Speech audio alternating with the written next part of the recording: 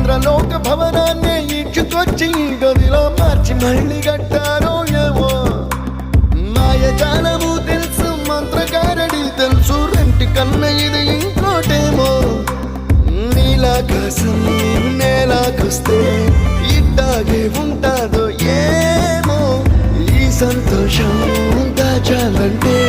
హృదయాలు ఓ వంద కావాలేమో ఇంతందంగా ఉంటుందా ఈ లోకం